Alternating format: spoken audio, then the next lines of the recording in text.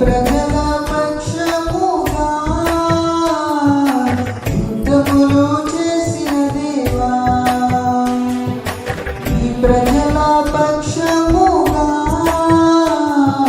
యుద్ధములు చేసిన దేవా, అగ్నిలో పడవేసిన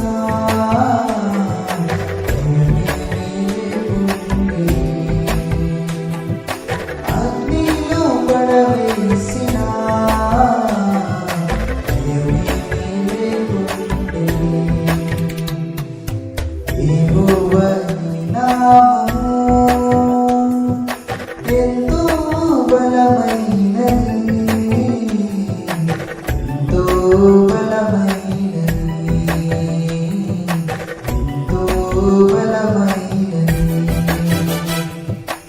యెహోవాని నామము.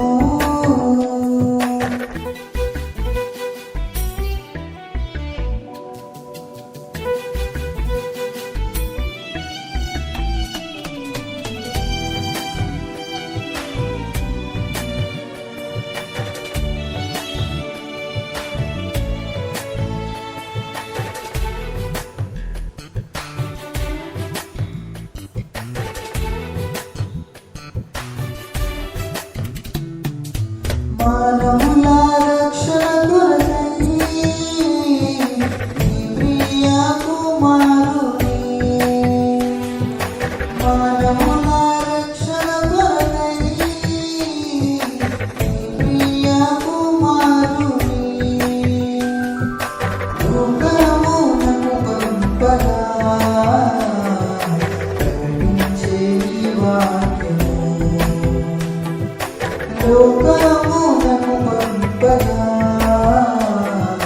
ప్రకటించే ఈ వాక్యము, యెహోవాని నామము ఎంతో బలమైనది, ఎంతో బలమైనది, ఎంతో బలమైనది యెహోవాని నామము.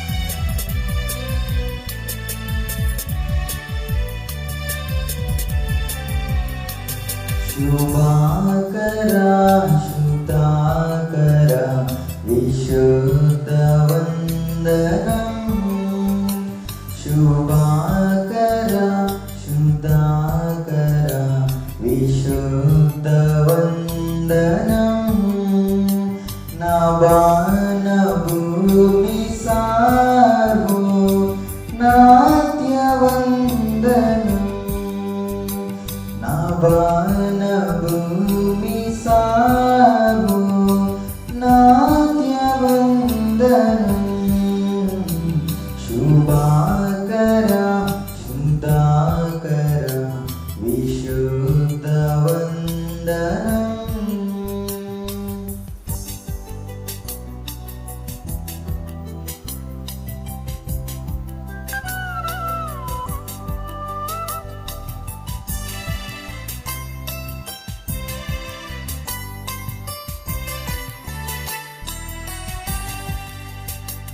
యెహోవా స్రష్ట జనక నీకు ఎంతయు ప్రణుతి.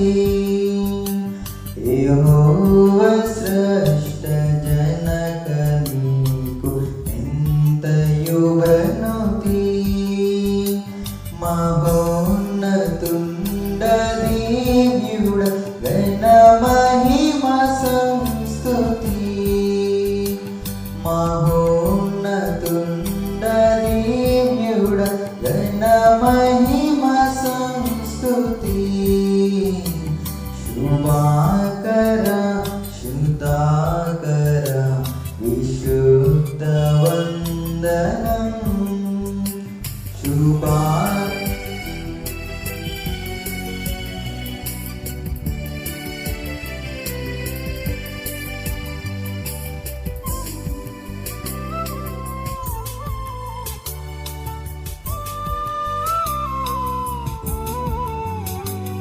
విమోచకా పిత్రాత్మజుండ విజయమంగళం. విమోచకా పిత్రాత్మజుండ విజయమంగళం. సమస్త సృష్టి సాధనం సావ్యమంగళం. సమస్త సృష్టి సాధనం సావ్యమంగళం. శుభాకర శుద్ధాకర విశుద్ధ వందనం.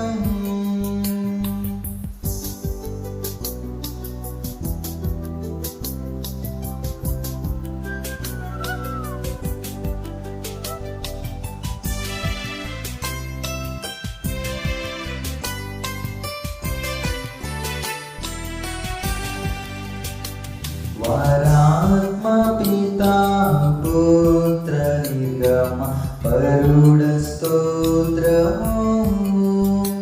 వరాత్మ పితా పుత్ర నిర్గమ పరుడ స్తోత్రము. వరా ప్రదుండ భక్త హృదయవాస స్తోత్రము. వరా ప్రదుండ భక్త హృదయవాస స్తోత్రము. శుభాకర శుద్ధాకర విశుద్ధ వందనం. స్తుతి ప్రార్థన. ఓ దేవ తండ్రుగాను కుమారుడుగాను పరిశుద్ధాత్మగాను ప్రత్యక్షమైన తండ్రి, నీ ప్రత్యక్షమని అనేక స్తోత్రములు. ఎప్పుడు నేను ఆరాధించి కృపా సమయము దయచేసినందుకు వందనలు. దూతులు పరలోక పరిశుద్ధులు నిన్ను స్తుతించినప్పటికీ మా స్తుతులు కూడా కోరుకొంచడానికి అనేక స్తుతులు. నీవు కలిగజేసిన సమస్త సృష్టిని బట్టి నీకు ఘనత కలుగుచున్నది. సృష్టితో పాటు మేము నీకు నమస్కరించుచున్నాము. ఆరాధన పడిన నీకు కీర్తి కలిగినట్లు ఏకశుని దీవించమని ప్రభు ద్వారా వేడుకొనుచున్నాము. ఆమేన్. ప్రియులారా, ప్రభునందు ప్రియులారా, మనం అది పరిశుద్ధ దేవుని సంధికి వచ్చినప్పుడు పూర్తిగా సర్వాదంలో ప్రవేశింపకపోవడము, మన పాప స్థితిని ఒప్పుకొని క్షమాపణ పొందడం మనకి ఎంతో మేలు. మనము పాపం లేని వారిని చెప్పుకున్నలా మళ్ళీ సత్యం ఉండదు. మన పాపమును మనం ఒప్పుకున్నలా ఆయన నమ్మది వాడి నీతిమంతుడు కనుక ఆయన మన పాపమును క్షమించి సమస్త దుర్నితమైన పవిత్రులుగా చేయను. మనం పాపము చేయలేదని చెప్పుకున్నలా ఆయన నమ్మదిగా చేవారు మోదము. ఆయన వాక్యం వాళ్ళని ఉండదు. తన గొప్ప ఆహారం పొందినవాడు, తన పాపమునకు ప్రాయశ్చిత్తం పొందినవాడు ధన్యుడు. యెహోవా చేత నిర్దోషి నంచబడినవాడు, ఆత్మలో కపటం లేనివాడు ధన్యుడు. ఆమేన్. అందరూ మన పాపములు ఒప్పుకుందాము. అందరం అంతా కలిసి పడి పరిశుద్ధుడు అయినా ఓ దేవా, మేము మా జన్మ బట్టి నైజమును బట్టి పాపలమైన, తలంపును బట్టి చూపును బట్టి పాపలమైన, వింటను బట్టి మాటను బట్టి పాపలమైన, ప్రవర్తన బట్టి క్రియలను బట్టి పాపలమైన, నీ కృపను పొందుటకు మేము అయోగ్యులము. మమ్మను క్షమించమని నీ కుమారుని ప్రముఖముగా వేడుకొనుచున్నాము. ఆమేన్. ప్రియులారా, తండ్రి తన అపరిమితమైన ప్రేమ బట్టి విశ్వాసం పాపంలో క్షమించుచున్నాడు, శిక్షించుకు ఇష్టపడు, మన పాపంలో జ్ఞాపకము చేసుకున్నాడు. ఆడి తండ్రి స్తుతించదము. ఓ తండ్రి, నీవు పరిశుద్ధుడివై ఇన్నందున పాపులను అసహించుకోవలసినది కానీ అట్లు చేయక చేరదీసి క్షమించుచున్నావు గనుక నీకనేక వందనములు. ఆమేన్. అందరూ విశ్వాస ప్రమాణం చెప్పండి. దేవుడు ఆద్యంతము లేని దేవుడని నేను నమ్ముచున్నాను. ఆయన ప్రేమ, న్యాయము, పరిశుద్ధత, శక్తి, జ్ఞానము, జీవము, స్వతంత్రత, శ్రాపకత్వము ఈ మొదలైన శుభలక్ష్ములతో నిత్యము మహా తేజోమయముగా ప్రకాశించుచున్నాడని నమ్ముచున్నాను. యేసుక్రీస్తు ప్రభు రూపమునకు మనుష్యుడిగాను అనాది స్థితిని బట్టి దేవుడిగాను సంచరించుచు దివ్య బోధల మూలముగాను అద్భుతమగు ఉపకారముల మూలముగాను నా పాపములు, నా వ్యాధులు, నా శిక్షలు తన సింధురాడుపై వేసుకుని మరణమౌట మూలముగాను ఆయన సమాధిలో నుండి మూడవ నాడు వెలుపలికి వచ్చి పరలోకమునకు వెళ్ళుట మూలముగాను తన నిజదైవ స్థితిని ప్రేమను వెల్లడించినాడని నమ్ముచున్నాను.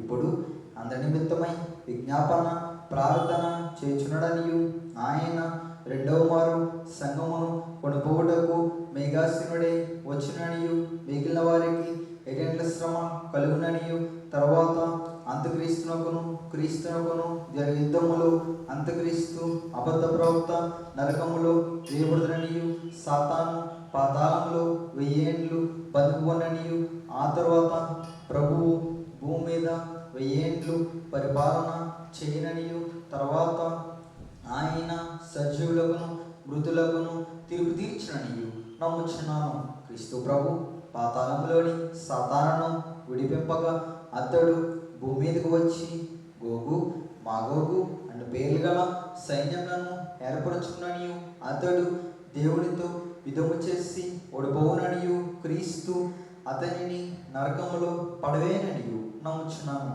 తర్వాత ఆయన అందరికును తీర్పు విధించననియు అవిశ్వాసులను నరకంలోనికి పంపివేయననియు నమ్ముచున్నాను. తుదకు భూమి మీదనున్న పరిశుద్ధులందరూ ఏక సంఘముగా నునుట వలన భూమి పరలోకములో ఒక భాగముననియు క్రీస్తు ప్రభు పరలోకములోను భూలోకములోను ఉండుననియు నమ్ముచున్నాను. నేను పరిశుద్ధాత్మను నమ్ముచున్నాను. ఈయన తండ్రితోనూ కుమారునితోనూ ఏకదేవుడిగానే ఉండి పనిచేయుచున్నాడనియు ఈయన ఆవేశములనే దైవగ్రంథము వ్రాతలోనికి వచ్చినదనియు ఈయన వెలుగుంపును బట్టి ఆ గ్రంథము అర్థమగుననియు తండ్రి ఉద్దేశించిన రక్షణ అనగా కుమారుడు త్రమూల్యమైన రక్తము వలన గడిచిపెట్టిన రక్షణ పరిశుద్ధాత్మయే విశ్వాసికి అందించననియు నమ్ముచున్నాను. తండ్రి కుమారులతో పాటు ఈయన కూడా సమానముగా ఆరాధన నొందదగు దేవుడనియు నమ్ముచున్నాను. పరిశుద్ధుల సహవాసమును పునరుద్ధానమును నిత్య జీవమును గలవని నమ్ముచున్నాను. ఆమేన్. అందరికీ మన్నత. పరిశుద్ధ గ్రంథములో నుండి వాక్యం చదువుతున్నాం. నిర్గమాకాండము 4వ అధ్యాయము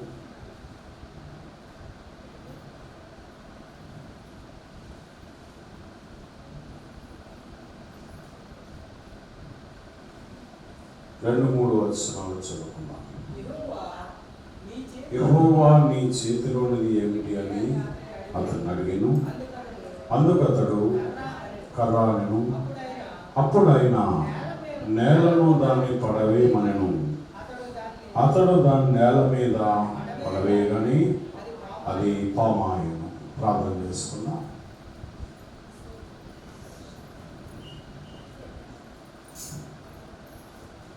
సర్వశక్తిమంతుడవును సర్వాధికారమైనటువంటి మా పావన పరలోకపు తండ్రి, మా గొప్ప దైవానికి వందనములు స్తోత్రములు చెల్లించుకొనుచున్నాం. నాయన, ఈ పరిశుద్ధ దినమున మమ్మందరినీ నీ పాద సాన్నిధ్యములోనికి తోడుకొని వచ్చిన విధానము కొరకు నీకు స్తోత్రములు. ఇంతవరకు నీ యొక్క సన్నిధిలో నీతో సహవాసము చేసే భాగ్యము దయచేసావు తండ్రి. నీ సన్నిధిలో నిత్య సుఖములు కలవని వాగ్దానము చేసిన తండ్రి నీకే స్తోత్రములు. నాయనా, ఈ సమయమున తండ్రి మమ్మందరినీ నీ పాద సాన్నిధ్యములోనికి నడిపించుకొని ఎవరికి ఏ దీవెన ఆశీర్వాదములతో నీవు వారిని అభిషేకించుటని చిత్తములో ఉన్నదో ప్రతి బిడ్డను నీ వైపు త్రిప్పుకొనమని తండ్రి నీ పాదముల పట్టడవచ్చున్నాం. మాట్లాడుచున్న నీ పాదాసులను మరుగు చేసుకొని నీవే నిబడిన వారితో మాట్లాడమని ఆనాడు ప్రభా మోషే ఎలాగన నీ స్వరము విని ఉన్నారు, సమూయేలు ఎలాగనైతే నీ స్వరము విని ఉన్నారు, అలాగన మేము కూడా నీ యొక్క స్వరము వినేటువంటి స్థితిలోనికి మమ్మందరినీ నడిపించమని తండ్రి నీ పాదముల పట్టడవచ్చున్నాం. నాయనా, మేమందరము నీ వైపు తేరి చూస్తుండగా నీ యొక్క వాక్యము మా హృదయములో ఉన్నటువంటి మా శరీరములో ఉన్నటువంటి బలహీనతలన్నిటి నుండి కూడా ఈ వాక్యమే మమ్మలను స్వస్థపరచులాగున మాలోనికి పంపించి మమ్మలను బలపరచి మహిమను పొందమని యేసు నామమున వేడుకొనుచున్నాము తండ్రి. ఆమేన్. పరిశుద్ధ గ్రంథములో మనం గమనించినట్లయితే దేవుడు మొట్టమొదటిగా పరిశుద్ధ గ్రంథములో అద్భుతములు చేసేటువంటి శక్తిని మోషే గారికి మాత్రమే దేవుడు దయచేసి ఉన్నారు. అయితే మోషేకు ముందుగా అనేక మంది ప్రవక్తలైన వారిని మనం చూస్తూ ఉన్నాం. హనోకు ఉన్నాడు, అలానే నోవాహు ఉన్నాడు, అబ్రహాం గారు ఉన్నారు, ఇస్సాకు ఉన్నాడు, ఇలాగ యాకోబు ఉన్నాడు. వీరందరికీ లేనటువంటి గొప్ప ఆశీర్వాదము దేవుడు మోషేకు మాత్రమే దయచేస్తాడు. దేవుడు స్తోత్రం. మరి ఈయనకి అంత గొప్ప ఆశీర్వాదం కలగడానికి గల కారణం ఏమిటి అని మనం గమనించినట్లయితే దేవుడు మోషేకు లోబడి ఉన్నాడు. దేవుడు ఈ యొక్క మోషే దేవునికి లోబడ్డాడు. రెండవది, మోషే దేవుని ఎడల విశ్వాసము కలిగి ఉన్నాడు. మోషే దేవుణ్ణి వెంబడించాడు. మోషే అంటున్నాడు కదా, ఇదిగో నీవు మాతో రాకపోతే మేము ఇక్కడ నుండి కదలము. ఎంత గొప్ప వడంబడుకో చూడండి. అటువంటి గొప్ప వడంబడక కలిగినటువంటి యొక్క మోషేకు దేవుడిచ్చినటువంటి గొప్ప ఆశీర్వాదం ఏమిటంటే అద్భుతములు చేసేటువంటి శక్తిని దేవుడు దయచేస్తాడు. ఈ యొక్క మోషే అద్భుతములు చేసేటువంటి శక్తిని దయచేయడానికి ముందుగా ఆయన చేతిలో ఉన్నటువంటి కర్ర ఉన్నది. ఈ కర్ర గొర్రెలను మేపినటువంటి కర్ర. ఎన్ని సంవత్సరములు అంటే 40 సంవత్సరములు గొర్రెలను మేప. ఈ కర్రతో గొర్రెలు మేపినటువంటి ఈయన ఇప్పుడు ఆ కర్రను తీసుకుని ఆయన ఎక్కడికి వెళ్ళాడంటే పొద యొద్దకు వెళ్ళాడు. పొద యొద్దకు వెళ్ళినటువంటి మోషే పొద యొద్ద దేవుని యొక్క సహవాసము కలిగి ఉన్నాడు. దేవుని దర్శనాన్ని పొందాడు. దేవుడితో మాట్లాడగలిగేటువంటి శక్తిని ఆయన సంపాదించుకొని ఉన్నాడు. అందుకని ఇక్కడ మనం గమనించినట్లయితే నిర్గమాకాండము 3వ అధ్యాయము 6వ వచనంలో చూసినట్లయితే, మరియు ఆయన నేను నీ తండ్రి దేవుడను, అబ్రహాము దేవుడను, ఇస్సాకు దేవుడను, యాకోబు దేవుడని చెప్పగా మోషే తన ముఖమును కప్పుకొని దేవుని వైపు చూడవెరచెను. అంటే దేవుని వైపు చూడలేకపోయాడట. ఎందుకంటే దేవుని యొక్క ప్రకాశత వేరు, మోషేలో ఉన్నటువంటి ప్రకాశత వేరు. అందువల్ల ఇప్పుడు దేవుని యొక్క ప్రకాశతని యొక్క మోషే చూడలేకపోయాడు. అయితే ఇప్పుడు ఈ యొక్క మోషేను దేవుడు ఏర్పాటు చేసుకుని ఉన్నాడు. ఎందుకంటే ఇశ్రాయేల్ అయిన వారిని దేవుని యొక్క ప్రజలైనటువంటి ఇశ్రాయేల్ యొక్క మొరను దేవుడు విన్నాడు గనుక ఇప్పుడు వారు ఉన్నటువంటి కష్టముల నుండి, వారు ఉన్నటువంటి శ్రమల నుండి, వారు ఉన్నటువంటి ఆ యొక్క స్థితిలో నుండి దేవుడు ఇశ్రాయేల్ అయిన వారిని విడిపించడానికి దేవుడు మోషేను ఏర్పాటు చేసుకొనిస్తున్నాడు. ఎలాగ ఏర్పాటు చేసుకొనిస్తున్నాడు చూడండి. 3వ అధ్యాయం 9వ వచనములో, ఇశ్రాయేలు మొర నిజముగా నా యొద్దకు చేరినది, ఐగుప్తీయులు వారిని పెట్టుచున్న హింస చూచి తిని, కాగా రమ్ము నిన్ను ఫరో యొద్దకు పంపెదను అని మోషేతో అన్నాడు. అయితే ఇశ్రాయేలు అయిన నా ప్రజలను నీవు ఐగుప్తులో నుండి తోడుకొని పోవాలను అన్నాడు. ఏమా మరి ఎంతమంది భక్తులు ఉన్నారు కదా, వారందరికీ లేని భాగ్యము దేవుడు ఎవరికి ఇచ్చాడు? మోషేకి ఇచ్చాడు. అంటే ఒక్కొక్కరిని ఒక్కొక్క విధముగా దేవుడు ఒక్కొక్క భక్తుని ఒక్కొక్క విధముగా ఆయన వాడుకుంటూ ఉన్నాడట. మనల్ని కూడా దేవుడు వాడుకుంటాడు. నాయనా ఇదిగో నన్ను నేను నీకు సమర్పణ చేసుకొనిచున్నా, నీ చిత్తానుసారంగా నన్ను నడిపించని చెప్పి నీవు దేవుని యొద్దకు వెళ్ళి నీవు అన్నిటినీ విడిచి దేవుని వైపు చూడు. అప్పుడు ఆయన నిన్ను కూడా ఆయనకి ఇష్టమైన పాత్రగా వాడుకుంటాడట. దేవుని స్తోత్రం. అయితే ఇక్కడ మనం గమనించినట్లయితే ఇప్పుడు ఈ యొక్క మోషే చేతిలో ఉన్నటువంటి ఇప్పుడు అక్కడికి పంపిస్తా అన్నాడు. అయితే ఇప్పుడు మోషే ఏమంటున్నాడంటే, నేను మాట మాంజమ కలిగిన వాడను, నాలిక మాంజమ కలిగిన వాడను అంటున్నాడు. అటువంటి అంటే ఏంటి? నేను నత్తివాడిని, నేను మాట్లాడలేని వాడిను అని చెప్పి ఆయన అంటూ ఉంటే, ఇప్పుడు దేవుడు ఏమంటున్నాడంటే, ఇదిగో చూడండి 4వ అధ్యాయము 11వ వచనం చదవండి ఒకసారి. యెహోవా మానవులకు నోరిచ్చిన వాడెవడు? మగవాణ్ణి గాని, చెవిటివాణ్ణి గాని, దృష్టి గలవాణ్ణి గాని, గుడ్డివాణ్ణి గాని పుట్టించిన వాడెవడు? యెహోవానైనా నేనే కదా. కాబట్టి వెలుము, నేను నీ నోటికి తోడై ఉండేదను అన్నాడు. దేవుని స్తోత్రం. చూసారా, మోషే ఇన్ని సాకులు చెప్పినా కానీ దేవుడు వదిలేశాడా? వదలలేదు. అలాగే దేవుడు ఏర్పాటు చేసుకున్న వారిని నేను ఈ పని చేయను అని చెప్పి, నేను సేవ చేయను అని చెప్పి వాడు ఎన్ని ఉద్యోగములు చేసినా అంటే ఆ ఉద్యోగాలు దేనిలోనూ వారికి ఏముండదట? స్థిరం ఉండదట. ఏమా దేవుని సేవ చేయాలి అనుకుంటే దేవుని సేవ మాత్రమే చేయగలడు. ఇంకేది చేసినా కానీ ఫలించలేడట. ఏమా మరి నేను అలాగొచ్చినోడే నేను చక్కగా నా పని నేను చేసుకుంటూ ఉండేవాడిని. కానీ నేను అనుకున్నాను, నాయన నీవు ఏర్పాటు చేసుకుంటే నేను సిద్ధపడతా అనుకున్నాను. అంటే మొట్టమొదటి అభిషేకము దేవుడే మాకు ఇచ్చాడు. తర్వాత దేవుడు అధికారుల అభిషేకాన్ని దేవుడు మాకు దయచేస్తాడు. దేవుడి స్తోత్రం.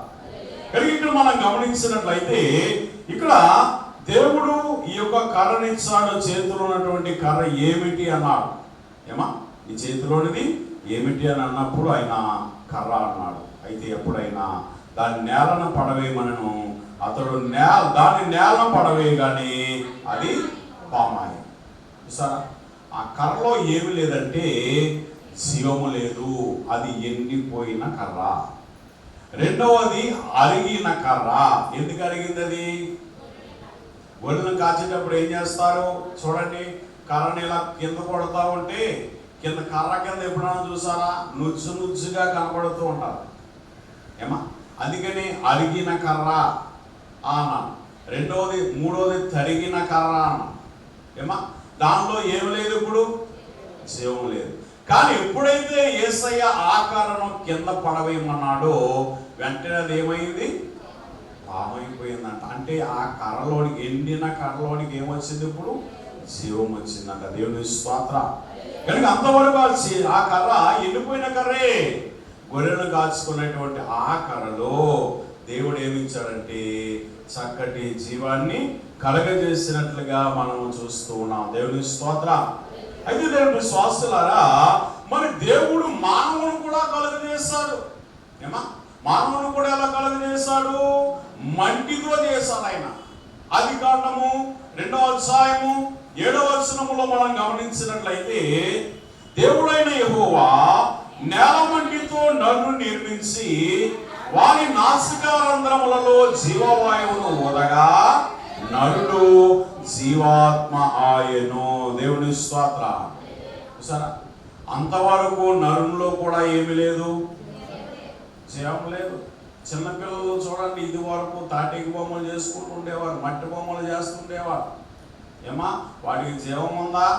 లేదు. అలాగే యేసయ్య చేసినటువంటి తండ్రి దేవుడు చేసిన ఆ బొమ్మకు కూడా జీవం లేదు. కానీ దేవుడు ఏం చేశాడు? నాసికారంధ్రముల ద్వారా జీవవాయువును ఊదగా నరుడు జీవాత్మాయను. అంటే దేవునిలో ఉన్నటువంటి ఆత్మ నరునిలో పెట్టాడు. అందుకని అంటారు కదా, నరునిలో పెట్టినటువంటి దీపము ఎవరు పెట్టారు? దేవుడే పెట్టాడు. దేవుడు పెట్టినటువంటి ఈ దీపాన్ని మనం నిత్యము కూడా వెలుగుతూ ఉండేటట్లుగా చూసుకోవాలంట. ఆరిపోయే వారికి ఉండకూడదు. కనుక ఆయన శక్తిని, ఆయన జీవాన్ని మానవుల్లో ఉండగా మానవుడు ఏమయ్యాడు? జీవించు ఆత్మగా ఆయన సాగిపోతూ ఉన్నాడు. దేవుని స్తోత్రం. అదే ఇక్కడ మనం గమనించినట్లయితే ఈ యొక్క ఎండిన కర్ర 40 సంవత్సరములు ఏం చేసింది? ఏమా, గొర్రెలను మేపినది. గొర్రెలు కాస్తారు. కనుక ఈ గొర్రెలు కాస్తున్నటువంటి సమయములో ఆయన ఈ కర్రతో ఎక్కడికి వచ్చాడంటే ఈ యొక్క కొండ ఎందుకు వచ్చినట్లుగా, దేవుని ఆశీర్వాదాన్ని పొందినట్లుగా మనము చూస్తున్నాం. అయితే దేవుని విశ్వాసులారా, ఈ మొదటి 40 సంవత్సరములు మోషే ఎక్కడ ఉన్నాడంటే ఐగుప్తు దేశంలో ఉన్నాడు. ఐగుప్తు దేశంలో ఉన్నటువంటి ఈ యొక్క మోషే అధికారము కలిగిన వాడిగా ఉన్నాడు. ఏ అధికారం? రాజ్యాధికారము కలిగి ఉన్నాడు. ఐగుప్తు దేశం. ఎందుకంటే ఐగుప్తు రాజు ఫరో యొక్క కుమారుడు అనిపించుకున్నాడు కనుక 40 సంవత్సరములు ఆయన రాజవిద్యను నేర్చుకున్నాడు. ఏ విద్య? రాజవిద్య. మరి తర్వాత 40 సంవత్సరములు ఆయన ఎక్కడికి వచ్చాడు? తన మామైన ఇత్రో యొద్దకు వచ్చాడు. వచ్చి ఆయన 40 సంవత్సరములు గొర్రెలు మేపాడంట. ఆ గొర్రెలు మేపుట ద్వారా ఆయన విధేయత నేర్చుకున్నారట. ఏమి నేర్చుకున్నారు? విధేయత. మరి మనకి కూడా కావాల్సింది ఏమిటి? ఇప్పుడు విధేయత కావాలి. దేవుని సన్నిధిలో నువ్వు విధేయత కలిగి ఉండాలి. నీ గృహములో నువ్వు విధేయత కలిగి ఉండాలి. నీ తల్లిదండ్రుల ఎడల విధేయత కలిగి ఉండాలి. కనుక అటువంటి విధేయత నీవు కలిగి ఉన్నట్లయితే దేవుడు గొప్పగా నిన్ను ఆశీర్వదించేవాడైనాడు. దేవుని స్తోత్రం. మరి ఇక మూడవదిగా మనం గమనించినట్లయితే జయమునిచ్చిన కర్ర. ఈ కర్ర ఏంటంటే దావీదు చేతిలో ఉన్నటువంటి కర్ర. దావీదు ఎవరి మీదకి వెళ్తున్నాడు? గొల్యాతు మీదకి వెళ్తున్నాడు యుద్ధమునకు. ఈ యొక్క దావీదు అన్నలు అక్కడ అందరూ ఉన్నారు. అందరూ అన్నలు ఉన్నా కానీ వారు ఎవరి వలన లాభం లేకపోయిందంట. వారందరూ కూడా వారు యుద్ధ సన్నిధులై ఉన్నారు. వారు తమ బలమును నమ్ముకున్నారు. కానీ దావీదు ఎవరు నమ్ముకున్నాడు? దేవుని నమ్ముకున్నాడు. దేవుని మీద ఆధారపడ్డాడు. ఇప్పుడు ఈ దావీదు ఈ యొక్క గొల్యాతు మీదకి ఎలాగని వెళ్తున్నాడంటే ఒక కర్రను పట్టుకొని వెళ్తున్నాడంట. కర్రను పెట్టుకొని వెళ్తున్నటువంటి సమయంలో ఇప్పుడు ఈ గొల్యాతు ఏమంటున్నాడంటే, నేనేమన్నా కుక్కనా అంటున్నాడు ఆయన. నేనేమన్నా కుక్కనా అని చెప్పి ఆయన అంటున్నాడు. 43వ వచనం చదవాలి. ఫిలిష్తీయుడు అంటున్నాడు, కర్ర తీసుకొని నీవు నా మీదకి వచ్చుచున్నావే, నేను కుక్కనా అని దావీదుతో చెప్పి తన దేవతల పేరట దావీదును శపించెను. ఆయన చూస్తే 6 మూరల జానడు ఉన్నాడు. గొలియాతు వీరుడై ఎన్నో యుద్ధాలు చేస్తాడు. అటువంటి ఆయన చూసి, ఆయన యొక్క రూపాన్ని చూసి, ఆ యొక్క సౌలు రాజు దగ్గర ఉన్న సైన్యము అందరూ కూడా జడిసిపోయి వెనకడుగు వేస్తా ఉన్నారు. కానీ దావీదు మాత్రము దేవుణ్ణి కలిగి ఉన్నాడు కనుక ఇప్పుడు ఈ దావీదు చేస్తున్నటువంటి పని ఏమిటంటే దేవుని వైపు చూస్తున్నాడు. దేవుని వైపు చూసి, ఇదిగో నేను వాళ్ళని చంపేదని చెప్పి ఆ యొక్క సౌలుతో అన్నప్పుడు వెంటనే ఆయనకి ఎన్నో యుద్ధోపకరణాలు వేసారు కానీ ధరింపజేశారు, కానీ అవన్నీ నాకు వద్దు అని చెప్పి ఆయన చేతిలో 2 వస్తువులు ఉన్నాయి. ఒకటి కర్ర, రెండవది వడిస.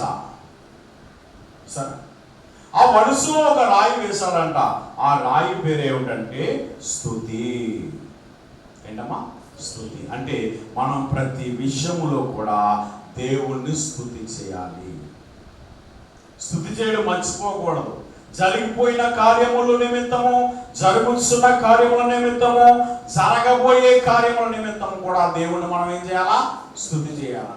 కొంతమంది మనకి స్వస్థత చేసిన వెంటనే ఆ రోజు ఆ స్వస్థత జరిగిందండి అని అంటారు. అంటే ఆ స్వస్థత కొరకు, దేవుడు ఆ దినాన్ని ఇచ్చిన ఆశీర్వాదం కొరకు మర్చిపోతారు. కానీ మర్చిపోకుండా దాని నిమిత్తము నిత్యము స్తుతి చేస్తున్నారంట. దావీదు నిత్యము స్తుతి చేసేవాడు.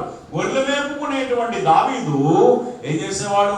ఆయన సింహాసనం ఎక్కినా కానీ ప్రతిరోజు కూడా ఆ యొక్క గొర్రెలు మేపుకునేటువంటి డ్రెస్ వేసుకొని, ఆ నాయన ఇలాగన ఉన్నటువంటి నన్ను రాజుగా అభిషేకించిన తండ్రి నీకే స్తోత్రాలు అని చెప్పి ప్రతిరోజు దేవుని స్తుతిస్తా ఉండేవాడట. దినానికి 7 మార్లు స్తుతి చేసేవాడట దావీదు. ఏమా? మరి మనం కూడా జ్ఞాపకం వచ్చినప్పుడల్లా దేవుణ్ణి స్తుతిస్తా ఉండాలి. కనుక ఇలాగన వచ్చి ఇప్పుడు ఆయన ఆ కర్ర తీసుకొని ఎక్కడికి వస్తున్నాడు? ఈ ఫిలిష్తీయుల మీదకి వస్తూ ఆయన ఏం చేస్తున్నాడంటే, ఇలాగా ఈ యొక్క ఫిలిష్తీయుడు ఏమన్నాడంటే, తన దేవతల పేరిట దావీదును శపించాడు. కానీ మరి ఈ యొక్క దావీదు ఏమంటున్నాడంటే 46వ వచనములో, ఈ దినమున యెహోవా నిన్ను నా చేతికి అప్పగించును, నేను నిన్ను చంపి నీ తల తెగవేతును, ఇశ్రాయేలులో దేవుడు ఉన్నాడని లోక నివాసులందరూ తెలుసుకున్నట్లు నేను ఈ దినమున ఫిలిష్తీయుల యొక్క కళేబరములను ఆకాశ పక్షులకును భూమృగములకును ఎత్తును అన్నాడు. సార్, ఎవరి పేరు ఉచ్చరించాలి అక్కడైనా? నేను చేస్తాను అనట్లేదు. నా తరపున నా దేవుడే యుద్ధం చేస్తారన్న. సార్, దేవుణ్ణి ఎత్తి చూపించాలి అక్కడ దావీదు. అలాగా మనం ఏ కార్యము చేసినా మన దేవుని నామానికి ఘనత వచ్చేటట్టుగా చేయాలంట. అంతేకాని నేను చేశాను, నేను కాబట్టి చేశాను, నేను కాబట్టి జయించాను, ఇది కాదు మనకు కావాల్సింది. నా దేవుని ద్వారా దేవుడి కార్యము జరిగించాడు. ఇప్పుడు ఎవరికి మహిమ? దేవుడికే. ఇశ్రాయేలులో దేవుడు ఉన్నాడని లోక నివాసులందరూ తెలుసుకున్నట్లు నేడు ఈ దినాన్ని కార్యము జరుగును అంటున్నాడు దావీదు. ఏమా?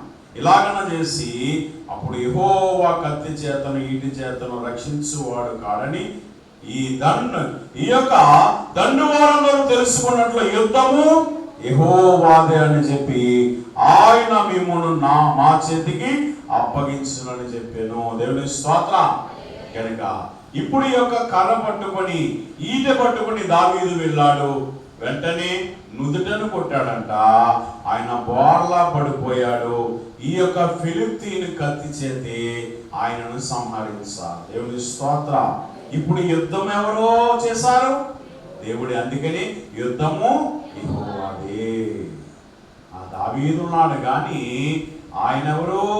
దేవుడు ఏర్పాటు చేసుకున్న దాసుడు. కనుక మరి ఇక్కడ సేవకులు నిలబడుతుంటారు. మన సేవకులైన వారు కూడా ఎవరు? దేవుడు ఏర్పాటు చేసుకున్న దాసులైన వారే. కనుక ఇప్పుడు వారి మాట మీరు వింటే దేవుడు ఆ కార్యమును మీ ద్వారా జరిగించేవాడన్నాడు. దేవుని స్తోత్రం. ఇక 5వదిగా మనం గమనించినట్లయితే ఎస్తేరు గ్రంథము 5వ అధ్యాయము 2వ వచనం.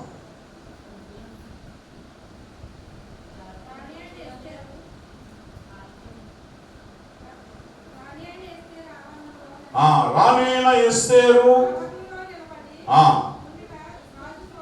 రాజు చూడగా ఆమె యందు అతనికి దయ పుట్టెను. రాజు తన చేతిలో నుండి బంగారపు దండమును ఎస్తేరు తట్టు చాపగా ఎస్తేరు దగ్గరకు వచ్చి దండము యొక్క కొనను ముట్టెను. దేవుని స్తోత్రం. కనుక ఇప్పుడు యొక్క ఎస్తేరు ఈ యొక్క రాజు యొక్క దండము ఎస్తేరు వైపు చాపబడి ఉంది. అంటే ఎస్తేరు ఇప్పుడు ఎలా ఉన్నదంటే దయతో కూడినదై ఉన్నది. ఎస్తేరు ఎవరి వశములోనికి వెళ్ళిందంటే ఏగే వశములోనికి వెళ్ళి, ఆయన నువ్వు నేను రాజుకు ఇష్టపడు దానగా నీవు నన్ను సిద్ధము చేయని చెప్పి ఏగే వశములోనికి వెళ్ళినా. అలాగనే మరి మనము కూడా దేవునికి ఇష్టమైనటువంటి పాత్రలుగా సిద్ధపడడానికి ఆయన సన్నిధిలోనికి వెళ్ళట, ఆ సేవకుని స్వాధీనములోనికి వెళ్ళి సేవకుడు చెప్పినటువంటి మాటల ప్రకారం నీవు నడుచుకున్నట్లయితే దేవుడు తప్పనిసరిగా నిన్ను ఆశీర్వదించేవాడైనా. ఏ సేవకుడైనా మిమ్మల్ని పాడు చేయడానికి చేయరు కదా. ఎవరైనా బాగు చేయడానికి, స్వస్థత కలుగ చేయడానికి, దేవుడు ఇచ్చినటువంటి ఆశీర్వాదములు మీ మీద కుమ్మరించడానికే చూస్తారు. కానీ ఎవరు కూడా మిమ్మల్ని ఏం చేయరు. మీరు ఏదైతే ఆశిస్తూ వస్తారో దాన్ని దేవుడు తప్పనిసరిగా మీకు దయచేసే విధముగా వారు ఏం చేస్తారు, ప్రార్థన చేస్తారు. ఏమా కనుక ఇలాగన ఎస్తేరు ఏగో వశములోనికి వెళ్ళినప్పుడు ఆమె ఏం చేసిందంటే తన ఇంటి వాళ్ళందరి కొరకు ఏం చేసింది, ప్రార్థన చేసింది. ప్రార్థన చేసినప్పుడు వెంటనే దేవుడు వారిని ఆశీర్వదించాలి. ఏమా అలాగే ఈ యొక్క ఎస్తేరు కాస్త ఏమైందంటే రాణి అయింది. అలాగే ఐదవదిగా మనం గమనించినట్లయితే ఎలీషా చేతుల్లో ఉన్నటువంటి దండము, ఈ దండము ఏమిటంటే షూనేమిరాలు కుమారుడు చనిపోయినప్పుడు ఈ యొక్క దండముతో గేహాజీకి ఈ దండముని ఇచ్చి పంపించాలి. పంపిస్తూ అన్నాడు, నీకెవరైనా నమస్కారం చేస్తే నువ్వు ప్రతి నమస్కారం చేయొద్దు, ఎందుకంటే నీ చేతిలో ఏముంది, దండం ఉంది కనుక అన్నాడు. ఆయన అలాగే ఎవరికి నమస్కారం చేయకుండా తిన్నగా షూనేమిరాలు గృహానికి వెళ్ళి ఆయన కుమారుని యొక్క తల మీద ఈ యొక్క ఎలీషా ప్రవక్త చెప్పినట్టుగా ఆడించాడు. కానీ ఆ కుమారునికి ఎటువంటి స్వస్థత రాలేదు, ఆయన తిరిగి లేవలేదు. మరి ఎందుకు ఇలాగైనా జరిగింది అంటే ఇప్పుడు దండము పట్టుకునేటువంటి వారిలో కూడా ఏముండాలి, శక్తి ఉండాలి. ఏముండాలమ్మా, దేవుడి శక్తి ఉండాలట.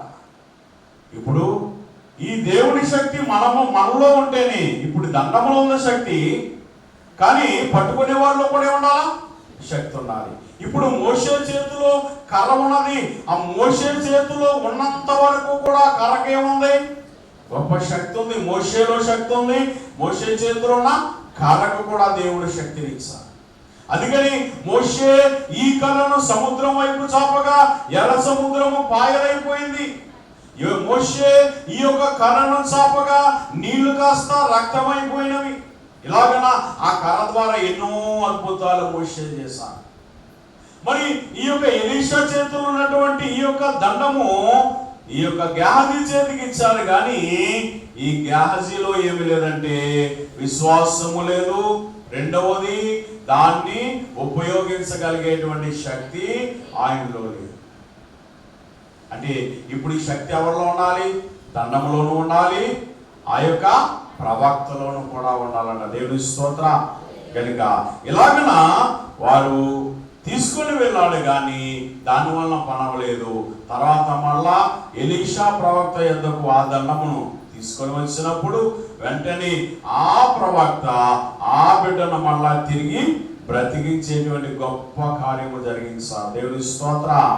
కనుక ఇప్పుడు మనలో కూడా ఏముండాలి, దండములో ఉండాలి శక్తి, పట్టుకునేటువంటి ఆ యొక్క ప్రవక్తలో కూడా శక్తి ఉండాలి. అలాగే మీరు ప్రార్థన చేసుకోవడానికి వచ్చినప్పుడు ప్రార్థన చేయించుకునేటువంటి మీకు శక్తి ఉండాలంట. ప్రార్థన చేసేటువంటి సేవకునికి శక్తి ఉండాలి. ఇద్దరికీ శక్తి ఉంటేనే ఏమవుతుంది? వెంటనే దేవుడు కార్యం చేస్తాడు. కనుక రెండు చేతులు కలిస్తేనే చప్పట్లు వస్తాయి. ఒక చేతితో కొట్టగలరా? కొట్టలేదు. కనుక ఇప్పుడు ప్రార్థన చేయించుకునే వాళ్ళు విశ్వాసం ఉండాలి, చేసేటువంటి వాళ్ళు విశ్వాసం ఉండాలి. ఇరువురు కలిసి చేయించుకునే వాళ్ళు విశ్వాసముతో వస్తే చేసేవారు కూడా విశ్వాసముతో వారికి కార్యము దేవుడు చేస్తాడని విశ్వాసముతో చేస్తే తప్పనిసరిగా దేవుడి కార్యము అక్కడ నెరవేరేదై ఉన్నదట. దేవుడి స్తోత్రం. కనుక మరి మనం దేవుడి సన్నిధికి వచ్చేటప్పుడు విశ్వాసముతో రావాలి. ఇప్పుడు ఎలీషా దండములో శక్తిని దేవుడు ఇచ్చాడు. అలానే చివరిగా మనం గమనించినట్లయితే చిగురించినటువంటి కర్ర. ఏమో సంఖ్యాకాండము 17వ అధ్యాయము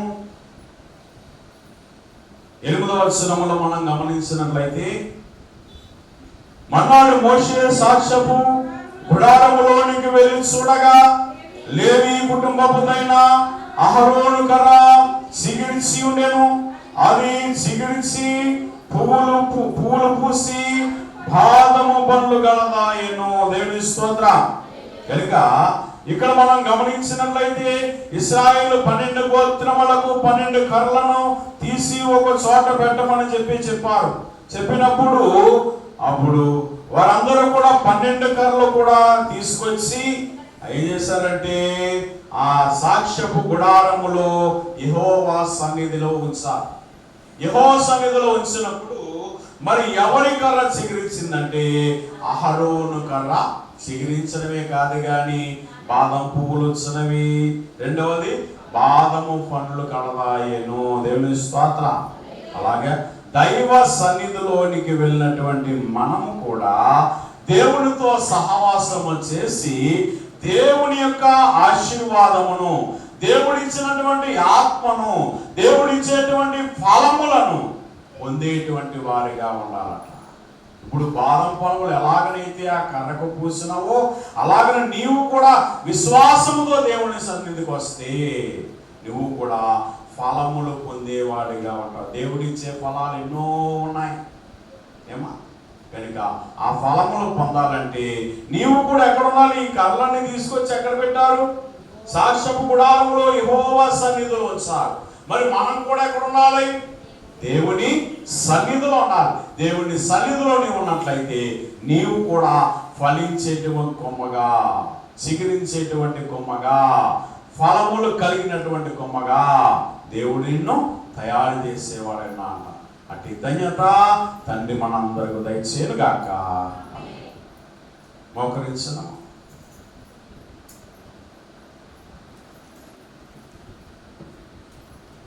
ముగింపు ప్రార్థన చేసుకున్నాం. సకల యుగములలో అక్షరును అదృశ్యుడను రాజునైన మా పావన పరలోకపు తండ్రి, మా గొప్ప దేవా, నీ మహోన్నతమైన ఉన్నతమైన నామమునకు వందనములు స్తోత్రములు చెల్లించుకొనుచున్నాం. నాయనా, ఇంతవరకు విన్నటువంటి వర్తమానమును బట్టి నీకే స్తోత్రములు చెల్లించుకొనుచున్నాం. నాయనా, మోషే గారి చేతిలో ఉన్నటువంటి కర్ర అది ఎండిన కర్రగాను, అరిగిన కర్రగాను, తరిగిన కర్రగా ఉన్నది. ఆ ఎండిన కర్రలో నీవు జీవమునిచ్చావు తండ్రి, నీకే స్తోత్రం. జీవమునివ్వగా అది నాయనా జీవము కలిగినటువంటి కర్రగా ఉన్నది. అలానే మోషే గారి చేతిలో కర్రగా ఉన్నది. అలానే అద్భుతములు చేసే కర్రగా నీవే దాన్ని తయారు చేసిన తండ్రి, నీకే స్తోత్రములు. అలానే తండ్రి నాయనా, నీ యొక్క సాక్ష్యపు మందసములో ఉన్నటువంటి కర్రలన్నీ కూడా 12 కర్రలను పెట్టగా అహరోను కర్ర చిగురించి ఉన్నదట. అహరోను కర్ర పువ్వులు పూసి ఉన్నదట. అహరోను కర్ర బాదము పండ్లు కాల్చి ఉన్నది ప్రభువా. అలాగని నీ సన్నిధిలో నిలిచినటువంటి మేము ఫలించే వారముగా, నాయన నీ సన్నిధిలో నిలిచినటువంటి మేము వృద్ధి చెందే వారముగా, నీ సన్నిధిలో నిలిచిన మేము ఫలములు కలిగిన వారముగా ఉండేటువంటి ధన్యత మా అందరకు దయచేయండి యేసయ్యా.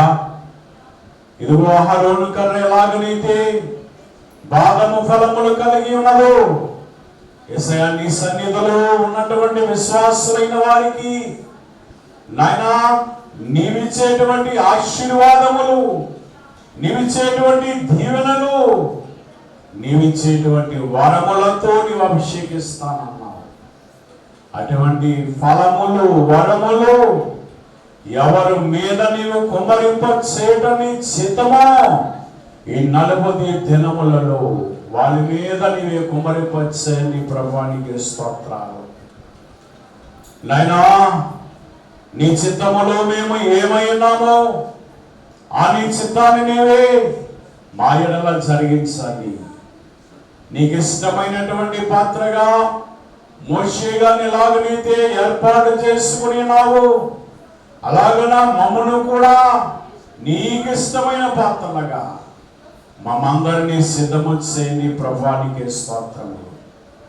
నైనా వందన నమస్కారములు చెల్లించుకొనిచున్నాం. నాలానే తండ్రి యేసయ్యా, మరి 40 దినములైన తర్వాత తైలాభిషేక పండుగలు నీవు నీ దాసులు మా ప్రీతుండి గారి ద్వారా ఏర్పాటు చేసిన గొప్ప దేవానికి స్తోత్రాలు.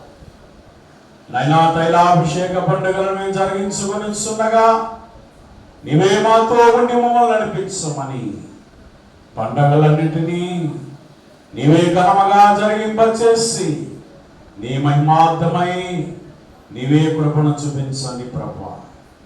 అలానే తండ్రి ఈ తైలాభిషేక పండుగలలో మేమందరము ఏకీభవించే భాగ్యము, తైలాభిషేకము పొందే భాగ్యము మా అందరకు దయచేయండి ప్రభువా. యేసయ్యా నీకే స్తోత్రములు స్తోత్రములు స్తోత్రములు చెల్లించుకొనిచున్నాం. నీవే మాతో ఉండి, నీవు మాలో ఉండి మమ్మల్ని నడిపించమని, మమ్మలను ఆశీర్వదించమని తండ్రి నీ పాదములు పట్టు అడుగుచున్నాం. అలానే తండ్రిదిగో ప్రభా, ఎవరైన వారు నీ పాదముల యొద్దున్నా ఎవరైన వారందరినీ దీవించండి.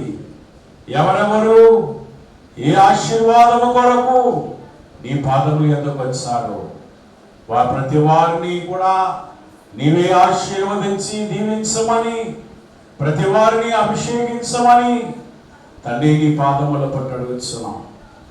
వారి బిడ్డలను, వారి భర్తలను, వారి కలిగి ఉన్న సమస్తమును నాయనా మీరే దీవించి మేలు కలగజేసి వృద్ధిలోనికి తీసుకొని వచ్చి నీకు ఇష్టమైనటువంటి పాత్రలాగా, నీకు ఇష్టమైనటువంటి బిడ్డలాగా నాయనా వారందరూ కూడా సిద్ధపడే భాగ్యము దయచేయమని యేసు పరిశుద్ధ నామమున వేడుకొనుచున్నాము తండ్రి, ఆమేన్. పరలోకమందున్న మా తండ్రి, నీ నామం పరిశుద్ధపరచబడునుగాక, నీ రాజ్యం వచ్చునుగాక, నీ చిత్తం పరలోకమందు నెరవేరుచున్నట్టు భూమి మీద నెరవేరునుగాక. మనదైన ఆహారం మాకు దయచేయము, మెల్ల అపరాధములు చేసిన వారు క్షమించిన ప్రకారం క్షమించాలి. మమ్మల్ని శోధనలోని అగ్ని నుండి తప్పించుము. రాజ్యము, శక్తి, మహిమ నిరంతరము నీవేనా తండ్రి, ఆమేన్. కవీశ్వరత్వమునకు జయం, అపవాది క్రియలకు లయం. కవీశ్వరత్వమునకు జయం, అపవాది క్రియలకు లయం. కవీశ్వరత్వమునకు సంపూర్ణ విజయం, అపవాది క్రియలకు అనంతకాల నాశనం. హల్లెలూయా, హల్లెలూయా, హల్లెలూయా. స్తోత్రము, స్తోత్రము, స్తోత్రము. ఆమేన్, ఆమేన్, ఆమేన్. మన ప్రభువైన యేసుక్రీస్తు కృపయు, తండ్రైన దేవుని ప్రేమయు, పరిశుద్ధాత్మక సహవాసమును, నీతిమంతుని ఆశీర్వాదములు, చేసిన సర్వాంశములకును జరగబో కార్యములకును కూడి వచ్చిన పడిన వారందరికీ జరగబోయేటువంటి తైలాభిషేక పండుగలకును ఆయన కృపతోడైండి నడిపించును గాక. ఆమేన్. అందరికీ మరణాత.